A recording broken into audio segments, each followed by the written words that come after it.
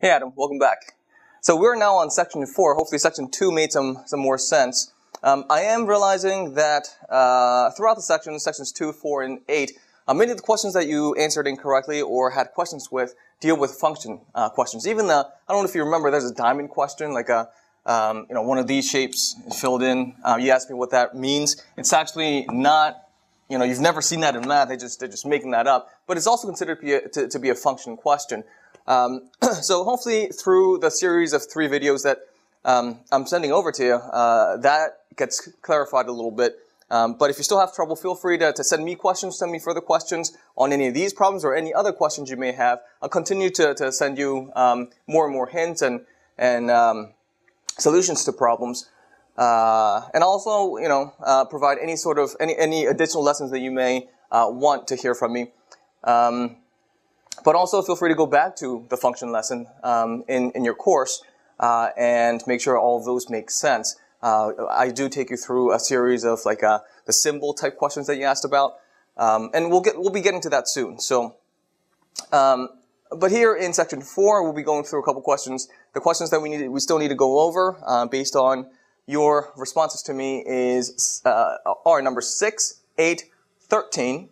Number 14, you wrote C paper, but I didn't exactly know what you meant by that. So just in case, I'll go over number 14. Number 17, I just have a very small comment about that. You did get the problem right. Just wanted to mention something briefly. And number 18 is the last one we'll do. So let's jump right to number 6. This is section 4 in test number 5. So here's number 6. If M and K are positive, and then they give us this information, right? Whenever you can simplify or factor any given information in a problem, do it first, okay? You don't need to use this monster of an equation. Use the simplified form, right? There's no difference at all. So here's what, I'm just going to rewrite that so we can do some work together. Equals 100m. And what I can see is that I have an m here. I have m and another m right here, right? M squared.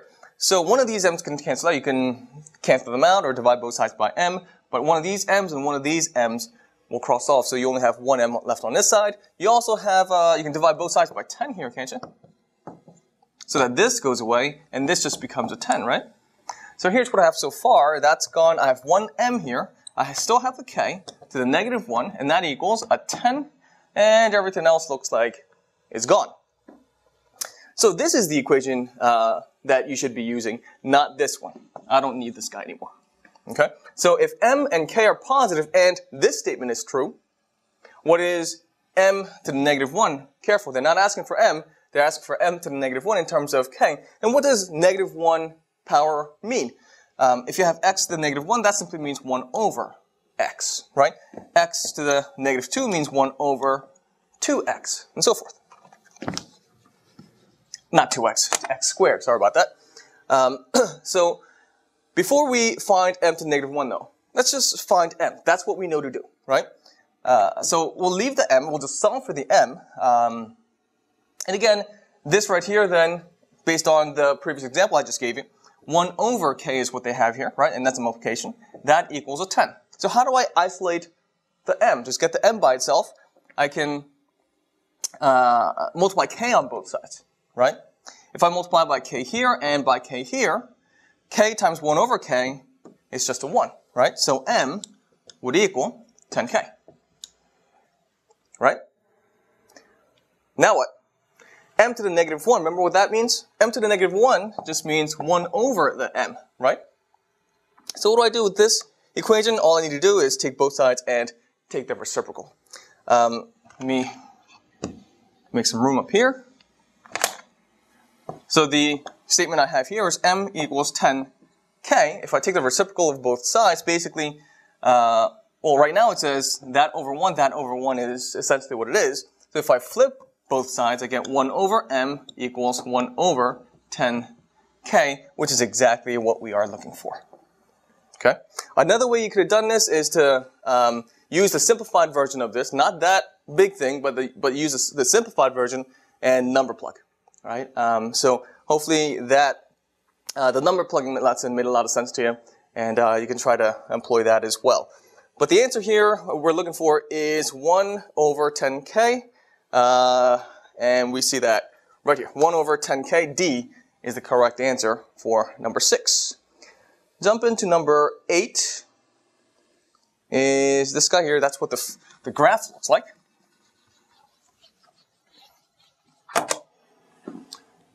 And again, you should be doing the work yourself. Don't just watch me do the work. I mean, you can watch me do the work, but at some point you need to go back and make sure you can do it on your own. That's how we make it yours, right? Otherwise, I just send you 1,000 videos doing 1,000 problems, and if that makes it yours, then you'd be a master just by watching me. But obviously, it doesn't work that way, right? So make sure you're doing the work here with me or after seeing the videos. At some point, you got to do the work yourself. So this is the graph we're given, and the question says, the figure above, let me just make that big for now. The figure above shows the graph of a quadratic function f that has a minimum at the point 1, 1, right? Minimum value for what? The function f, right? F has a minimum value. So what has a minimum value? F has a minimum value. What is f? We discussed that in one of the problems in section 2 in the previous video. And whenever you have f, I ask you to make that, equate that to what? The y, right? F, or f of x, or h of t, or anything like, any function like that, it's always the same thing as y. So when they say the function f has a minimum point, it means it's talking about the minimum of the y. Okay? F is the same thing as y. The function is always the same thing as y. Sometimes you can say function t, or function h, or function whatever. This is just the name of the function. But whatever the name is, it's always the y coordinate. So this thing has a minimum value at the point 1, 1. So let's see where that is. At the point 1, 1, right? 1, 1. The function has a minimum value. Hey, that makes sense because this is the lowest y value, right? This is the y direction. This is the lowest y, and that's exactly what they're saying, right? The lowest y is right here at 1, 1. And then they say, if f of b equals f of 3, f of b equals f of 3, which of the following could be, doesn't have to be, but could be the value of b? Let's look at this thing. Remember, f of anything is the same thing as y. F of anything, same thing as y, right? And what is this? That is your input, the x, right? And that is also your x, remember that? So when x is, since we don't know what the x is here, let's start with this. X is 3, so let's go 3. 1, 2, 3 on your x. What is the y, right? Because the f of whatever, the whole thing is always the y. The y is 1, 2, 3, 4, 5, right? So this is at 3, 5, and so we know that this value is a 5. Because remember, the f, or the function itself, is always the y value. There's your y value right there, right? That's what we have so far. We know now that, what is this again? Y, right? The y is what? 5. The y is 5. When else is y equal to 5? What other input for x, right? For what other x is y equal to 5 is the question. Well, y equals 5 is anyway 1, 2, 3, 4, up here somewhere, right? Where else on this graph is y this high? Certainly at this point, but we already have that one. The other point is where? Right there. So when y is 5, they want to know what else x can be, right? So where is the x here? The x, this is at 0, so -1, right? So b would have to equal -1. And so -1 would be the correct answer here. So for number 8, the answer is C for that one. Moving on to number 13.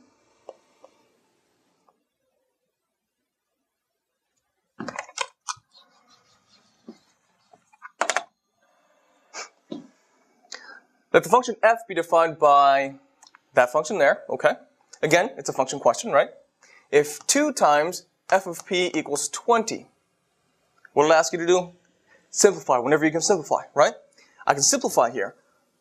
I don't need that 2. I can just divide both sides by a 2. That crosses out. F of p then equals a 10. That's what they should have given me. I don't need this anymore, right?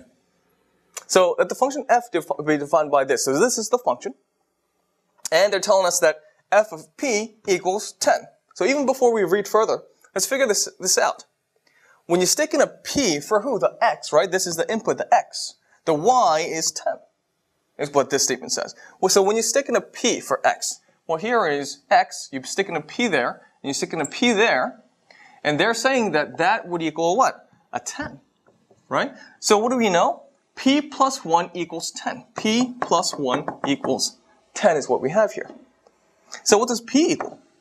You subtract both sides by 1, p equals 9 is what we have so far, right? So by telling you this, all they're really saying is p equals 9.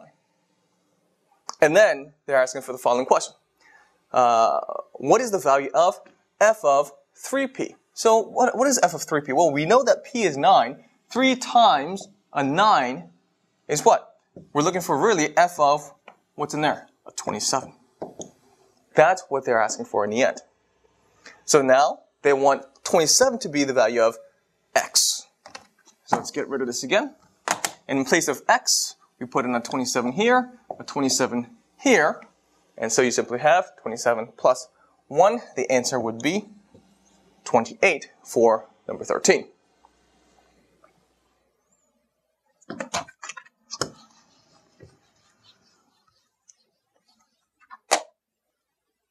Moving on to number 14.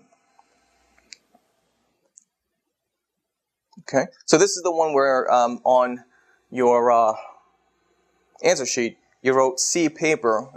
But again, I wasn't too sure what that meant, so I'm just going to go ahead and solve this problem out for you, just in case. In the figure above, KN is perpendicular to JL. I'm going to move this up a little bit so you can see a little better.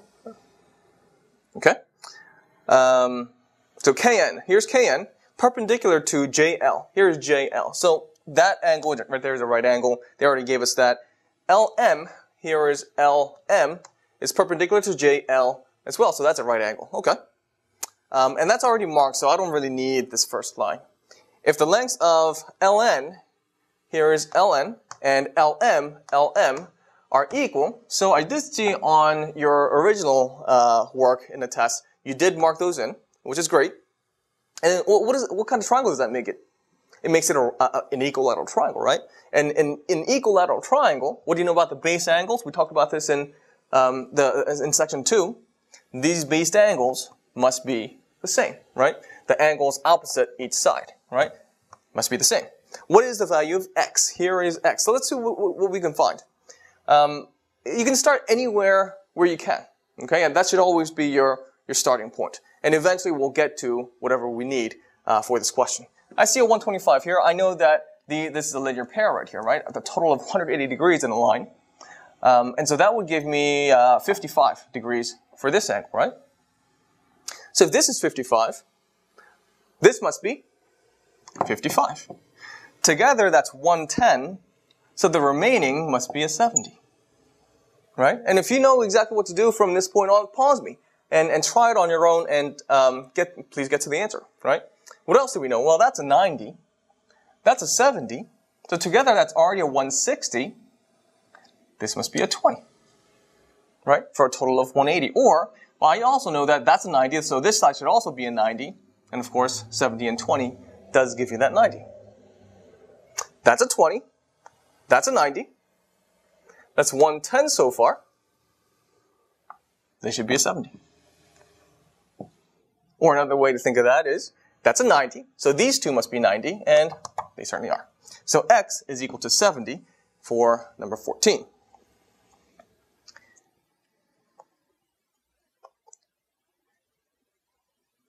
So number 17, you did get this one right. And the answer that you gave me was a 0.44 with a bar over the 4, which is perfect. That is the correct answer. I just need to make sure that you understand in gridding questions, and hopefully you do. This was covered in the course. You always have 4 boxes to work with, right?